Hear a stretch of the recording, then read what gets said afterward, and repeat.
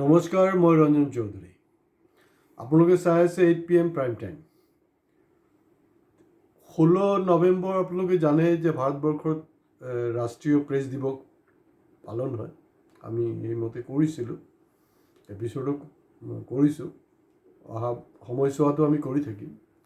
আৰু international press freedom day' হ'লগৈ আপোনাৰ 3 মে', 3 মে', মানে অলপতে গ'ল। আৰু মোটামুটি যিখিনি খবৰ পাতি ল'লোঁ তাত দেখা গৈছে যে অসমৰ দ্বিতীয় ৰাজধানী ডিব্ৰুগড়ত ইণ্টাৰনেশ্যনেল প্ৰেছ ফ্ৰীডম ডে'ৰ এটা অনুষ্ঠান হৈছে। আৰু অনুষ্ঠানখন হ'লগৈ কানৈ মহাবিদ্যালয়ত।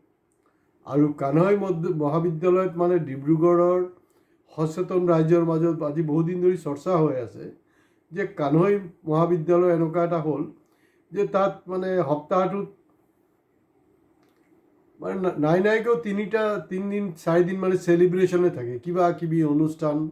তো স্বাভাৱিকতে তাৰ যিজন প্ৰিন্সিপাল আছে শশী শইকীয়া ডাঙৰীয়া, তেখেতক শৰাই দিয়া আৰু কিবা কিবি দিয়া, গামোচা অমুক তমুক কিবা কিবি আছে আৰু এইবিলাক হৈ আছে। তো গতিকে কানৈ আৰু কানৈ হৈ থকা নাই, তাত কানৈ becomes a centre of celebration.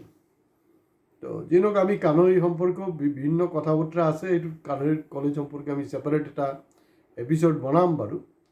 কিন্তু এটা ভাল কথা যে অসমত দ্বিতীয় ৰাজধানী ডিব্ৰুগড়ত ইণ্টাৰনেশ্যনেল প্ৰেছ ফ্ৰীডম ডে'ৰ এটা আলোচনা চক্ৰ হৈছে।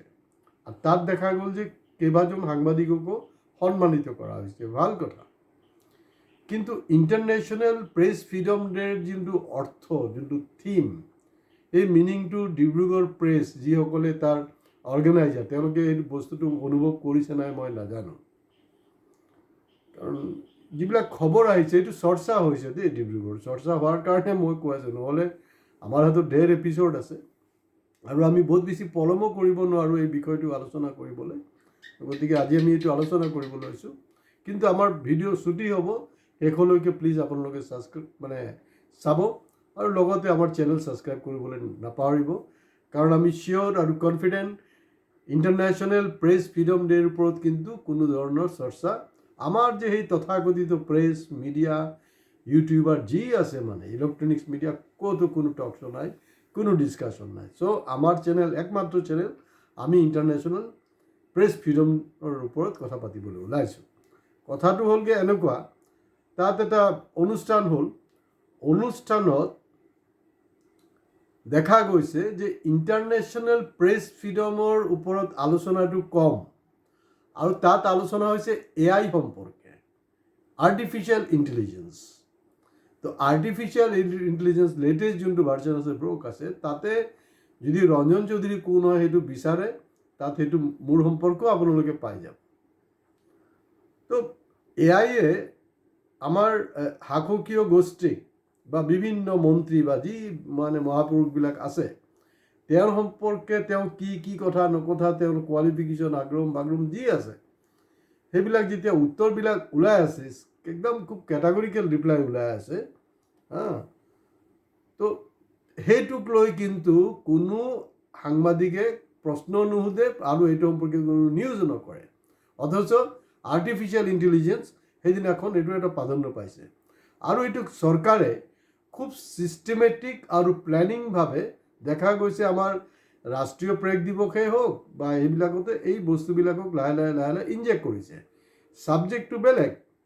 আজি প্ৰায় 1.5 বছৰতকৈ বেছি সময় গ'ল, যোৱা 1.5 বছৰত দেখা গৈছে যে ইজৰাইল আৰু পেলেষ্টাইনৰ যোনটো যুদ্ধ, হামাছৰ যোনটো যুদ্ধ, তাত দেখা গৈছে 200তকৈ অধিক তাত ৰিপৰ্টাৰ কিন্তু মৃত্যু হৈছে।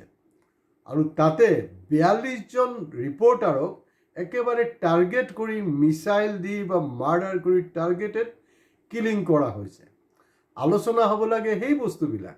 আৰু আপুনি যেতিয়া ইণ্টাৰনেশ্যনেল প্ৰেছ ফ্ৰীডম ডে' লৈ আলোচনা কৰিব, ছেমিনাৰ কথা, ভাল কথা, এইটো মানে এটা প্ৰশংসনীয় কথা। কিন্তু ইণ্টাৰনেশ্যনেল মানেতো ইণ্ডিয়াটো আৰু ইণ্টাৰনেশ্যনেলৰ পৃথিৱীৰ বাহিৰত নহয়, মংগল গ্ৰহ নহয়, এইখন পৃথিৱীৰে হয়। তো গতিকে ভাৰতবৰ্ষৰ যোনটো প্ৰেছৰ অৱস্থা, সেইটো লৈও আলোচনা হোৱাটো খুব দৰকাৰ আছিলে। কিন্তু দেখা গৈছে তাত এইবিলাক বস্তু তেনেকৈ কোনো চৰ্চাই পোৱা নাই। কোনো ধৰণৰ চৰ্চা পোৱা নাই তেওঁলোকে। সেই বস্তুটো চৰ্চা হ'ব লাগিছিলে যে ইণ্টাৰনেশ্যনেল কেনেকুৱা আমাৰ পজিশ্যন হৈ আছে। আজি কাশ্মীৰত আমাৰ ইণ্টাৰনেশ্যনেল ৰিপৰ্টাৰ বা নেশ্যনেল ৰিপৰ্টাৰবিলাকৰ কি অৱস্থা, মণিপুৰত কি, মই ধৰি লওক মই বাদেই দিলোঁ বাৰু, পেলেষ্টাইন, ইজৰাইল সেইবিলাক মই বাদেই দিলোঁ।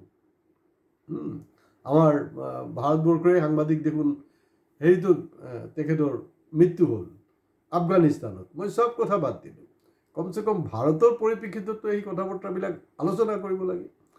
আৰু প্ৰেছ ফ্ৰীডম, প্ৰেছৰ আমাৰ ৰেংকিংটো কি এইটো নিশ্চিতভাৱে প্ৰেছে জানে, আপোনালোকেও জানে, সেইটো গুগলত চেক কৰক, চব বস্তু ওলাই যাব।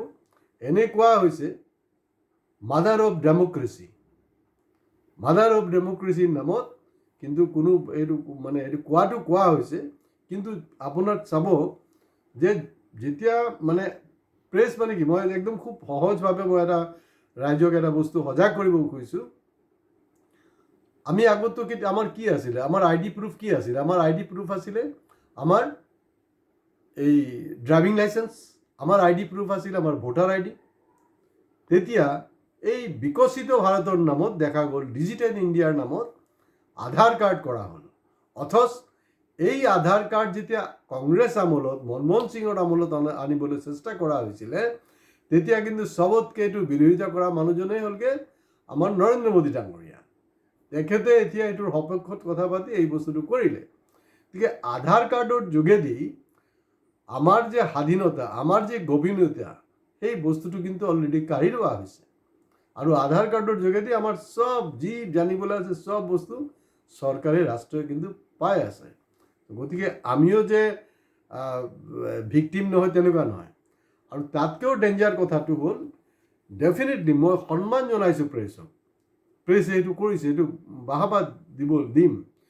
কিন্তু কথাটো হ'ল যে এই পেহেলগামত যোনটো ঘটনা হৈছে, এই ঘটনাটোৰ ওপৰত যিসকলে উচতনিমূলক কাৰবাৰ কৰি আছে প্ৰেছে, তেওঁলোকক লৈ কোনো ধৰণৰ মানে কোনো আলোচনা নাই, তেওঁলোকৰ এগেইনষ্টত কোনো প্ৰতিবাদ নাই। আৰু তাতকৈও ডাঙৰ কথা হ'লগৈ, এজন নিউজ, মই নাম নকওঁ বাৰু, সেইটো আপোনালোকে পাই যাব, নিউজ চেনেলৰ মালিকে নৰেন্দ্ৰ মোদী প্ৰধানমন্ত্ৰীৰ সন্মুখতে কৈ আছে যে প্ৰধানমন্ত্ৰীৰ যোনটো ভিজন, তেওঁৰ যোনটো মিছন, এইটোক ছাকচেছফুল কৰাটোৱে হ'লগৈ আমাৰ প্ৰাইম ডিউটি। তো গতিকে কিমান তললৈ গৈ পাইছে ভাৰতবৰ্ষৰ প্ৰেছ, সেই তাৰ পৰা আপোনালোকে অনুমান, মানে ইমান নিৰ্লজ্জৰ নিচিনা কথা পাতিছে। মানে আপোনাৰ টিভি চেনেলৰ মালিক, তেওঁৰ বক্তব্য এই ধৰণৰ। আৰু সময়ে সময়ে যে আপোনাৰ এই অলপতেও চাব যে এজন মানে মহিলা তাত মৃত্যু হ'ল, মৃত্যু মানে মাৰ্ডাৰ হৈছে। আৰু তেওঁ কৈছিলে যে মোৰ যেতিয়া মৃত্যু হ'ব তেতিয়া গোটেই বিশ্ব কঁপি উঠিব। হয়, গোটেই বিশ্ব কঁপি উঠিছিলে। ভাৰতবৰ্ষ তেনেকৈ কঁপা নাই, আৰু বিশেষকৈ অসমত কঁপাই নাই। কাৰণ সেইটো লৈ কোনো ধৰণৰ না নিউজ আছে, না সেইটো লৈ মানে সংবাদ কৰ্মীৰ মাজত কোনো ধৰণৰ চৰ্চা আছে। তো গতিকে এইবিলাক খুব চিৰিয়াছ বিষয়টো চিৰিয়াছ। কাৰণ এই ধৰণৰ এইবিলাক চেলিব্ৰেশ্যন কৰি লাভ নাই, য'ত আমাৰ নিজৰ পজিশ্যনটো কি, আমি কিহৰ ওপৰত ডিছকাছ কৰি আছোঁ। এনেকুৱাকৈ আপোনালোকে মানুহ মাতক সেইবিলাক প্ৰগ্ৰামত, যি নাকি একদম পূৰা বলিষ্ঠভাৱে কেটাগৰিকেলি কথাবিলাক পাতিব পাৰিব।